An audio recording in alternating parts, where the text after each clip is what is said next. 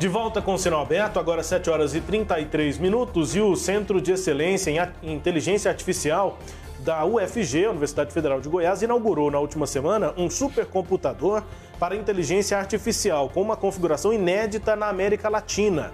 Adquirido com verbas do governo estadual e instalado no Centro de Excelência de Inteligência Artificial, o equipamento vai impactar projetos de desenvolvimento econômico. Para ter mais detalhes sobre o funcionamento do computador e de que maneira ele vai ser usado, a gente já está em contato com o professor Anderson da Silva Soares, coordenador do CEA, que é o Centro de Excelência, e do curso de Inteligência Artificial da UFG. Professor, obrigado pelo contato aqui com a gente. Bom dia.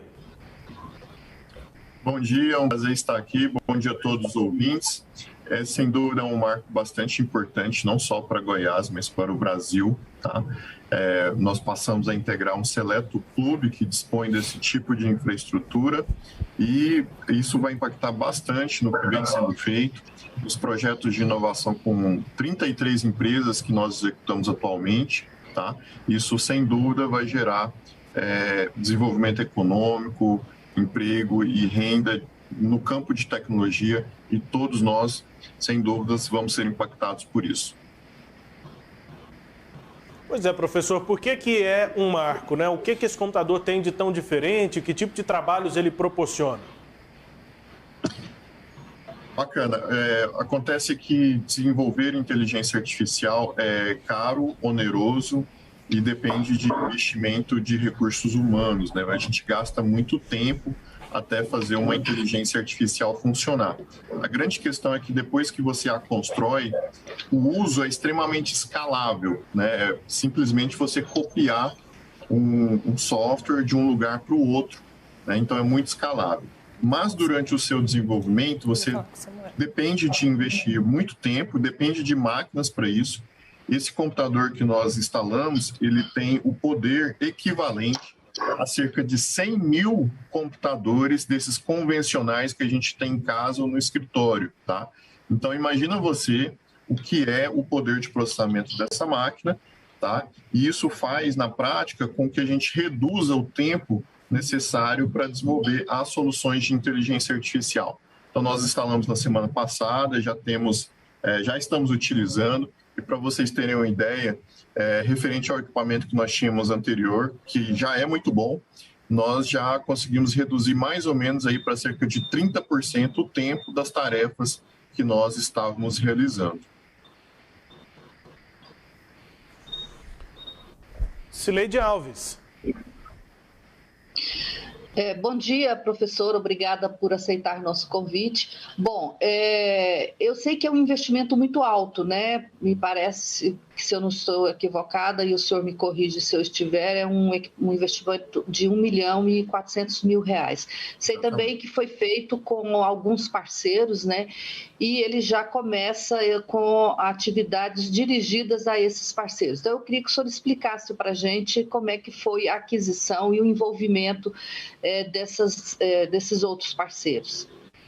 Bacana. A UFG tem um contrato com a Fundação de Amparo à Pesquisa do Estado de Goiás, FAPEG, para estabelecer o Centro de Excelência em IA. Basicamente, é uma aliança chamada Tríplice Hélice, que é academia, governo e empresas privadas, em que a FAPEG investe e, em troca, nós temos que gerar desenvolvimento econômico por meio de alguns indicadores estabelecidos. Esses recursos da FAPEG eles são utilizados primordialmente em questões de infraestrutura e pesquisas de longo prazo, tá?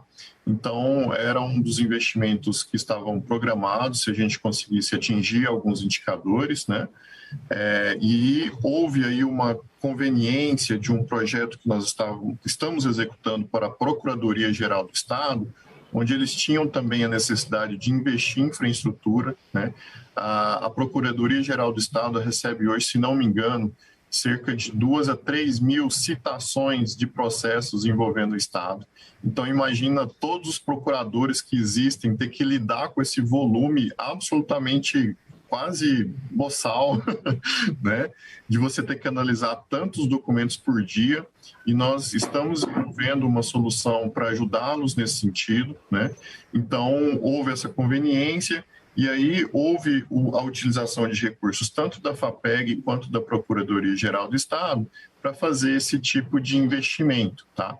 Então, essa máquina chega, num primeiro momento, para problemas de processamento de linguagem natural, tá? Então, essa situação, ao invés do procurador analisar 2.000 peças jurídicas, né, já tem uma inteligência artificial que faz uma pré-análise ali para que ele possa utilizar o tempo dele naquilo que realmente é necessário, aquilo que realmente é essencial, como, por exemplo, analisar o caminho a ser tomado numa tese para defender aquele processo, para questões que realmente ele é essencial e foi preparado para realizar, né? Então, é nesse sentido que foram feitos os investimentos, né? E claro que será utilizado para outros tipos de projetos também, mas nesse primeiro momento o foco são problemas relacionados a processamento de texto. Quanto tempo vocês vão trabalhar, quer dizer, toda a estrutura de vocês, de pessoal e do equipamento, vai ficar direcionada para cumprir essas primeiras tarefas aí da Procuradoria? Não é possível determinar um tempo exato, porque o processo de construção é bastante árduo, e por isso que é um projeto chamado de pesquisa e desenvolvimento, porque você sabe onde quer chegar, mas não tem certeza dos passos para ser atingido, né? Então, mas isso é um exemplo do que pode ser feito, e você vai lá, faz desenvolvimento, faz testes, e no intervalo e outro você utiliza, inclusive, para outros tipos de projeto. Porque um equipamento desse, ele precisa ser utilizado 24 horas por dia, 365 dias por semana para compensar o investimento, né?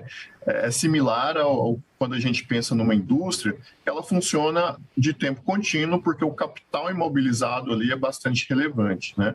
Então, quando se faz o investimento desse, você já está ali preparado para várias demandas que estão aguardando, ao invés de, recebi, agora eu vou procurar o que fazer, né? Não pode ser assim. Para usá-lo ali, acho possível.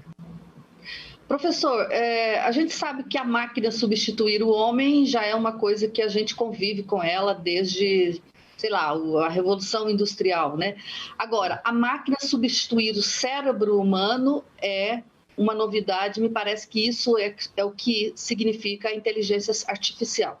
Eu sei que a inteligência artificial ela é dividida em duas linhas, a linha de programação e também a linha do que vocês chamam de aprendizado da máquina, né? Que a gente conhece popularmente como algoritmo, que é achar métodos para fazer leituras de grandes bancos de dados.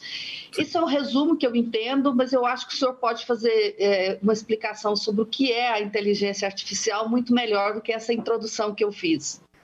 Não, tranquilo, você pautou muito bem, né? E para os nossos ouvintes entenderem, basicamente, inteligência artificial aprende por exemplos, tá? É a grande, talvez, a grande ilustração que a gente pode trazer. O que são exemplos?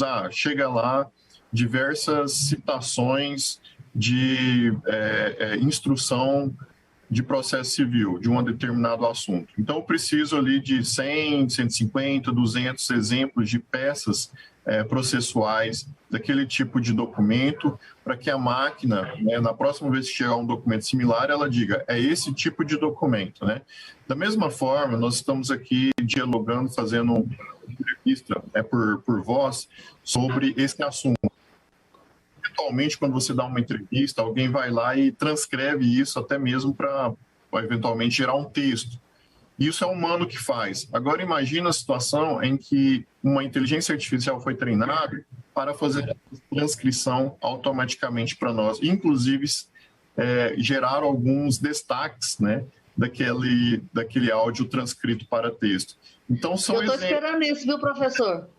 Estou esperando, já disse para um colega seu que esteve aqui anteriormente que eu estou com muita vontade de ver esse programa e quero ser a cobaia para usar ele. Eu imaginei mesmo, eu estava semana passada tentando ilustrar, né, para repórter como que inteligência artificial pode ser utilizada, né? Aí eu citei esse exemplo, ela reagiu da mesma forma que você, como é que eu pego isso, né? Mas porque tem alguns aplicativos, mas não são bons, a gente tem que ficar manualmente consertando, porque ele emenda tudo, ele não separa pergunta de respostas, algumas perguntas ele não entende, então assim, muito fraco os que existem. Sim, exato. Esse é o ponto. Assim, nós temos solução, né, já fizemos uma solução muito boa de reconhecimento de fala, tá? Mas essa é uma forma de ilustrar o que dá para fazer, né? Ou seja, e para construir esse tipo de o que a gente tem que fazer? A gente pega vários áudios já existentes, transcreve eles manualmente e coloca milhares e milhões de exemplos para a máquina para dizer, olha, entrou esse áudio e a resposta foi esse texto. Entende? Sempre esse par de entrada e resposta esperada, né? Então, nesse caso, a entrada da informação é um áudio e a resposta esperada é o texto equivalente, né? Então, você pega milhares e milhões de exemplos e diz para a máquina, quando entrar isso, tem que sair aquilo, né? E é nisso que a IA vai aprendendo, né, com diversas situações ali, e a partir daí, depois que você consegue treiná-la, né, que é um processo extremamente difícil, e por isso que a gente precisa desse tipo de máquina, você pode utilizá-lo aí nas suas atividades. Esse é um dos vários exemplos, né, de como a gente utiliza dados para produzir inteligência artificial. E isso impacta em todas as profissões. Isso é um exemplo, né, de como a gente pode utilizar, e nesse caso aí, na transcrição de áudios, mas existem vários outros exemplos no campo da saúde, no campo da publicidade. Recentemente nós fizemos um redator de publicidade online, tá? Ao invés de você pedir para um ser humano escrever sobre aquele slogan ali do que vai aparecer numa publicidade, a IA escreve ali o texto, e quando a gente colocou aí na internet, né, o desempenho foi 30% superior na taxa de conversão de cliques em relação aos anúncios escritos por humanos. Então, isso são alguns exemplos do que dá para fazer com a inteligência artificial e como isso vai impactar o exercício das nossas profissões, inclusive a minha, que sou professor, né? E o exemplo, para finalizar esse assunto, o grande exemplo que eu poderia citar é que o advento do computador com seus softwares, né, trouxe um impacto generalizado em todas as profissões. O momento que a gente está passando é similar a isso, né? Só que a diferença agora é que esse software que vem dentro do computador, ele é um pouco mais inteligente, ele realiza tarefas um pouco mais complexas que antes a gente não conseguia, tá? Mas o impacto que isso causa na sociedade é similar ao advento dos computadores. Não dá para imaginar a nossa vida hoje ou qualquer profissão sem usar documento de processamento de texto, uma planilha, e-mail, que são ferramentas que estão dentro do computador. Então, esse é o impacto que a gente vai ver aí nos próximos anos, e já está vendo, né? E vai continuar acontecendo. Pois é, professor, exatamente por conta desse impacto, né, que é muito forte, eu fiquei imaginando aí quantas pessoas vão, inclusive, ser substituídas. O redator de publicidade aí, nesse caso, nesse exemplo que o senhor deu, perdeu o emprego para a máquina, né? Porque se ele é 30% mais eficiente e muito mais barato, depois que ele tiver em escala, né? Agora nem tanto, mas quando ele tiver em escala muito mais barato, vai interferir muito até no mercado de trabalho, em tudo. Por isso, o Congresso Nacional aprovou agora em setembro, no final de setembro, um marco regulatório da inteligência artificial. O projeto está no Senado e há uma crítica de que esse projeto foi muito pouco discutido. Ele tramitou em 3 meses apenas aqui na Câmara dos Deputados, diferentemente dos marcos regulatórios de outros países, caso da União Europeia, que já está há anos, né, em debate. O senhor acompanhou isso? É um assunto que preocupa? Qual que é a opinião do senhor sobre esse assunto? Sim, eu acompanhei. Eu acho que é um péssimo projeto, tá? Sem minhas palavras. Ele traz questões que claramente faltam entendimento, inclusive do que é IA, né? E nesse sentido é bem ruim. Apesar de eu criticar dizendo que é um projeto ruim, ele é o menos pior dos piores que estão lá, ok? Pelo menos o projeto ele traz questões do tipo, precisamos qualificar os trabalhadores, que realmente é um ponto importante, né? Como você mesmo pautou, vai sim haver alguns fechamentos de vaga e tentar negar isso é quase uma utopia, tá? Mas, ao mesmo tempo, os produtos e serviços que os consumidores pagam por eles, né? Os consumidores lá na ponta estão preocupados com qualidade e preço, ponto. Ele não está preocupado se aquilo foi construído por máquina, se foi construído manualmente, isso são exceções das exceções, né? Esse projeto ele precisa ser melhor, inclusive com as pessoas que entendem, né? E ele traz alguns pontos que são bastante preocupantes, que hoje, inclusive, eu avalio que seriam inviabilizantes do uso de inteligência artificial no Brasil. E o exemplo que eu poderia citar é o seguinte: não adianta a gente pensar assim, vamos proibir para preservar empregos. Bom, se você proibir hoje os computadores, a gente vai gerar um monte de emprego de carta, de remessa de documento. Vamos proibir o e-mail? Eu acho que não faz o mínimo sentido, né? Vamos proibir, sei lá, os canos de água. Se você proibir canos de água chegando na sua casa, vai gerar milhares de emprego de caminhão-pipa no dia seguinte, ok?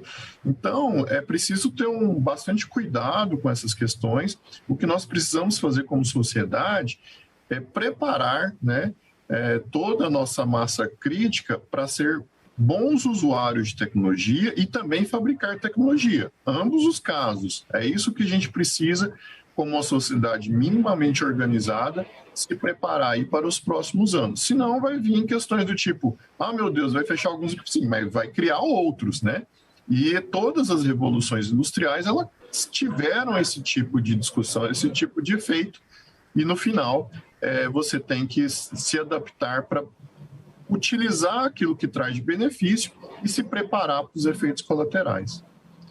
Pois o senhor levantou uma questão que me parece importante, que eu ouvi também a respeito desse projeto, que é a primeira coisa que precisa é qualificar deputados para entender o que é a IA, para depois eles tentarem propor um projeto e discutir um projeto. E o mesmo acontece com a necessidade de treinar os usuários. Nós, usuários, precisamos entender como é que funciona e como que isso vai interferir na minha vida. Mas me parece que isso ainda está longe.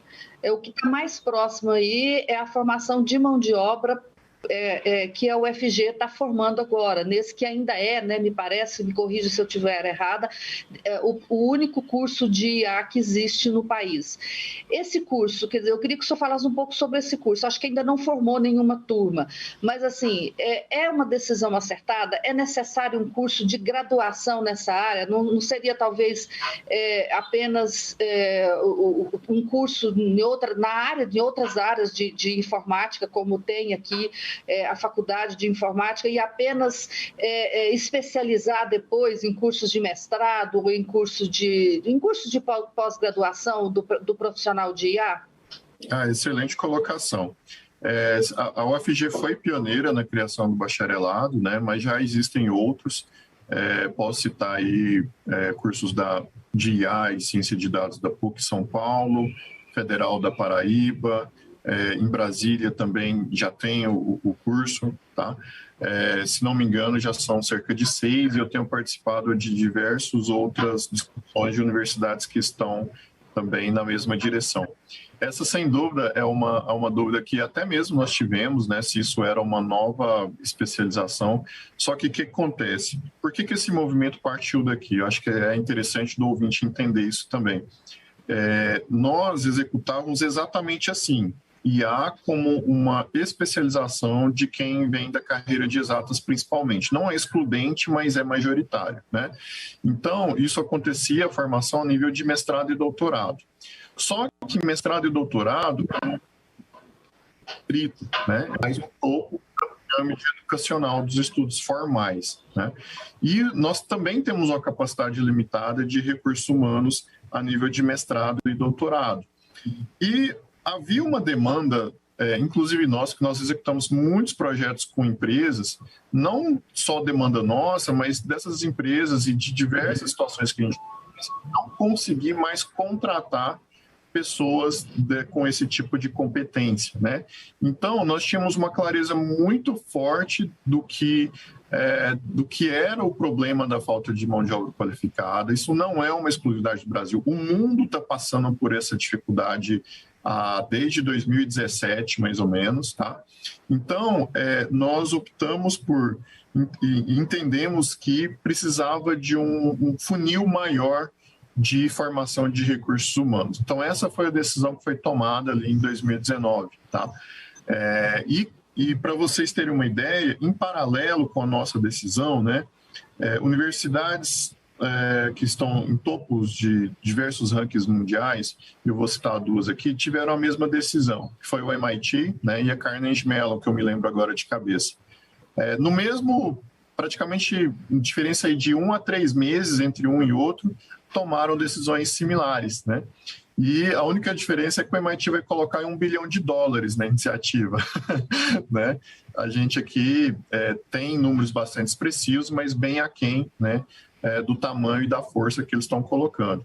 Então, isso tem como objetivo aumentar essa capilaridade, né, de formação, porque aí você recebe ali cerca de 40 alunos por ano, né, no nosso caso, para aumentar mais esse funil, né? Nós já estamos na segunda turma, tá? E os alunos que entraram em 2019, né, no final de 2019, mas que começaram a estudar em 2020, 90% deles já participam de um projeto de inovação em IA com empresas privadas.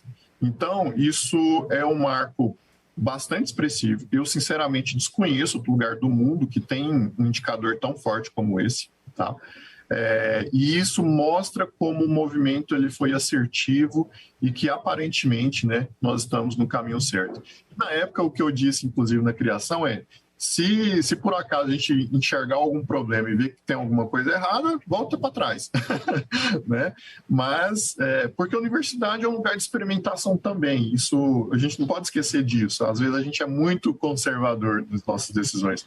Mas eu acho que os números até agora são bastante expressivos e mostram que foi uma decisão extremamente acertada e que está beneficiando não só Goiás, mas o Brasil como um todo. Professor, no nosso imaginário, sempre que se fala em inteligência artificial, o que a gente imagina, né, é os cenários dos Jetsons. Sim. Pelo menos da minha geração é o cenário dos Jetsons. Eu pergunto para o senhor o seguinte, como é que vai ser a vida, né, a partir da inteligência artificial? Como é que nós vamos viver? Excelente pergunta. Eu, como um bom nerd, né, eu sempre gostei muito de tecnologia gosto de ficção, inclusive. Eu acho que está mudando tão rápido que mesmo a gente que está imerso na área está difícil de acompanhar, né? Imagina para o público em geral. Então, muita coisa está mudando, muitas atividades estão sendo impactadas pela viabilidade, né, de softwares inteligentes. E eu poderia citar um exemplo que eu acho bastante ilustrativo, né? Quando eu assisti o Jetsons, também sou dessa geração, né? Eu tenho 37 anos, vou fazer 38 essa semana, mas... Não, então o senhor é depois da minha geração, o senhor deve ter assistido o Jetsons só em canal fechado. Mas eu já vi o Jetsons, né? E lá no Jetsons tem a consulta ao médico por videoconferência, né? Se a gente falasse isso 10 anos atrás, você está doido? Não existe, você tem que ir lá, né? Então, hoje, parcialmente, para alguns tipos já é possível, apesar da resistência classista, né, do Sindicato dos Médicos. Mas isso já é possível, já é realidade. A pandemia nos ensinou a comodidade disso, tá? E é um caminho sem volta. Posso citar um outro exemplo. Hoje a gente usa teclado e mouse para imputar, ou seja, para inserir informações no computador. a gente usa teclado e mouse, não é verdade, ouvinte? Mas nós estamos na era em que a gente vai contar para os nossos, possivelmente os filhos, de que, meu Deus, a gente usava teclado e mouse. Por quê? Porque a gente está entrando na era da viabilidade que a gente só vai falar com a máquina. Do tipo, máquina, faz isso para mim. Escreve isso daqui, né? Por quê? Porque isso é mais natural para o ser humano. A interface de voz, a conversacional de voz é muito mais natural. É que a gente não tinha viabilidade tecnológica para fazer isso antes. Agora nós temos. E é só uma questão de tempo, né? Então a gente vai dizer, né, possivelmente os nossos filhos ou netos vão olhar assim, nossa, mas vocês usavam mouse, que trem estranho, né? E a gente usava, porque era o que tinha, né? Porque é muito mais natural, né? Eu tenho uma filha de 9, duas filhas, uma de 9 e uma de 7 anos, e elas têm muita dificuldade em entender que na nossa época a gente tinha que esperar um determinado horário para assistir alguma coisa. Elas têm muita dificuldade de entender isso. Ela, nossa, mas que coisa estranha, né? Não estava lá disponível para você assistir na hora que você quer? Não estava, né? E da mesma forma, elas são super adeptas ao conceito de usar o dedinho, né, nas telas para imputar informações. E quando eu ensinei para elas que elas poderiam dar comandos de voz para ligar a TV, para conversar com o computador, para fazer algumas tarefas, ela, nossa, mas isso é muito mais prático. Né? Então, a gente está começando a ter transformações extremamente impactantes, inclusive do nosso cotidiano, que a gente vai olhar para trás e vai assim, nossa, mas era assim? Era, né? E se a gente pensar, já mudou muita coisa. Em 10, 15 anos, o impacto da tecnologia nas nossas vidas foi muito intenso, muito... que a gente ainda está tentando assimilar e entender. Mas está chegando uma geração aí, que não vai pedir licença nem perguntar, porque eles já são nat digitais, que a gente chama. Bom, a pandemia já mudou muito, né? Eu acho que a pandemia é um marco no uso de tecnologia para a gente. E olha que a gente já vinha de um processo bem veloz de assimilação de tecnologias, mas a pandemia, de fato, ela foi uma virada. Além disso que a gente faz, o senhor acha que ela deixa outros resultados para a sociedade? Sim, certamente, né? Apesar, óbvio que ninguém, se a gente pudesse escolher, a gente não passaria por isso, né? Mas, além dessa questão que a gente chama de transformação digital, que é você entender e ter uma adesão um pouco maior a ferramentas digitais, eu acho que o próprio legado científico é muito impactante. Talvez as pessoas não entendam e não tenham ideia da complexidade que é desenvolver uma vacina em menos de um ano. Nunca na história da ciência isso aconteceu e era, inclusive, algo de dúvida entre os cientistas em geral da factibilidade, da viabilidade.